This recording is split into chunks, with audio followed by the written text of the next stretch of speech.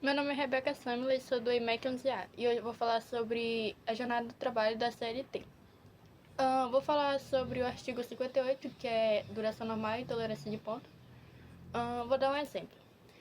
A minha jornada normal de trabalho não pode ultrapassar 8 horas diárias. Só se houver previsão diferente em contrato ou acordo. Por exemplo, a minha tolerância de ponte, o atraso ou adiantamento de 5 minutos, desde que não ultrapasse 10 minutos do total do dia. Não geram horas extras e nem desconto. Tempo de deslocamento. O tempo de gasto no trajeto, casa e trabalho, mesmo usando o transporte fornecido pela empresa, não é considerado um tempo de disposição para o empregador. Ou seja, no caso, o trajeto entre a casa e o trabalho não tem nada a ver com a empresa, mesmo ela fornecendo meio de transporte para os trabalhadores empregados. Tá. Agora eu vou falar sobre o trabalho em regime de tempo parcial, que também é do artigo 58. Por exemplo, sou considerado um trabalhador em regime de tempo parcial quando a minha jornada semanal não ultrapassa 30 horas, sem possibilidade de nem ter horas extra, ou minha jornada semanal não ultrapassa 26 horas, com possibilidade de até 6 horas suplementares por semana. Com isso, o meu salário será proporcional à minha jornada, comparando as de colegas que trabalham em tempo integral na mesma função. A adoção do regime. A adoção do regime vai ser o quê? Se eu já for empregador em tempo integral, a mudança para o regime parcial só pode acontecer se eu manifestar a minha opção. Ou seja, a empresa conforme previsto em negociação coletiva. Horas suplementares. Extra, vamos dizer, né? Pode ser, se eu ficar horas suplementares, eles devem ser pagos com acrescimentos de 50% sobre o valor da minha hora normal. As horas suplementares feitas em uma semana podem ver compensadas na semana seguinte ou até devem ser pagas na folha de mês subsequente. É quase isso. No regime parcial, eu posso converter um terço das minhas férias também em aborto. Tá, agora eu vou falar sobre horas extras e compensação de jornada. Vamos supor que a minha jornada pode ser aumentada até 2 horas extra por dia. Se houver um acordo individual, convenção ou acordo coletivo. Remuneração de hora extra. Como que funciona? O adicional deve ser de no mínimo 50% sobre o valor da minha hora normal. Ou seja, se eu trabalho em uma hora normal, se eu for integrado, ele vai ter que me pagar o dobro, no caso dele, desse valor. A compensação de horas baixas e de horas. O meu excesso de horas de um dia pode ser compensado com uma diminuição em outro dia. O limite máximo da jornada diária é de 10 horas a 11 horas por aí.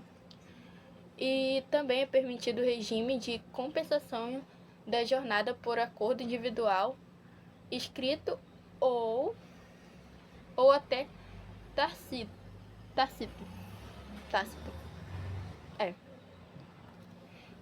Um exemplo bem básico, tipo, pode ser eu e meu empregador podemos, por acordo individual escrito ou negociação coletiva, estabelecer a jornada de 12 horas de trabalho seguinte por 36 horas.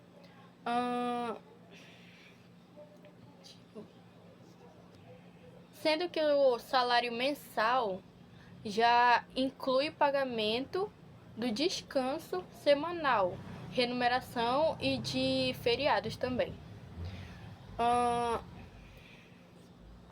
Tá, agora eu vou falar sobre a irregularidade na compensação do artigo 59b da CLT. Quando existe um acordo de compensação com um banco de horas ou compensação semanal, com algumas regras formais não cumpridas, a CLT determina que, se a jornada semanal máxima não for ultrapassada, o empregador não precisa pagar a hora cheia das horas excedentes do dia.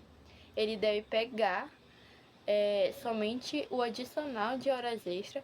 Por exemplo, eu vou dar um exemplo tipo de 50% ou 100%, conforme o caso, que pode ser estabelecido pelo empregador, né? A realidade de horas extras habituais não inválido o acordo de compensação. Em outras palavras, se a compensação for mal formalizada, mas funcionou na prática sem ultrapassar o limite semanal, o trabalhador recebe apenas o adicional, não a hora inteira novamente. Ele também pode... atividade insalubres. Para quem trabalha em ambientes insalubres, a regra é mais rígida. Por exemplo, a jornada só pode ser prorrogada, fazer horas extras, se houver licença prévia da autoridade compreendendo o regime de alterações dos trabalhadores. A necessidade dos trabalhadores determina também a hora que são estabelecidas, dependendo da hora extra que o trabalhador ou empregador pode fazer na empresa. E também pode ser compreendido por conta da empresa se eles fazerem, né, tipo uma situação excepcional, com horas extras semanal, ao invés do empregador ele for rígido com o responsável pela empresa, no caso. A segunda categoria abrange os cargos de gestão, também chamado como cargo de confiança. Nessa situação, o empregado exerce funções de direção, coordenação ou chefia, com poderes de mando e autonomia para tomar decisões relevantes. A lei exige que os trabalhadores recebam uma gratificação na função de no mínimo 40% sobre o salário do cargo efetivo, como forma de compensação pela ausência de controle de jornada, se não puder ser enquadrado como gestor e volta a ter direito ao controle de ponto. A terceira categoria inclui como modernização das relações de trabalho, refere-se ao empregador do regime de teletrabalho. Esses trabalhadores empregam suas atividades predominantes, que a empresa, utilizando tecnologias de informações e comunicações, por tarefas ou produções, ou seja, quando o foco está no resultado e não no tempo dedicado.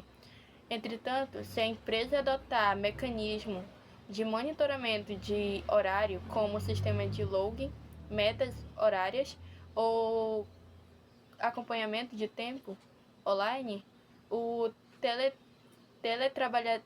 teletrabalhador pode ter reconhecido direito de horas extras e de horas que a empresa, se contratar o trabalhador para trabalhar em um regime integral, pode pagar o dobro de um salário que ele recebe em um dia inteiro.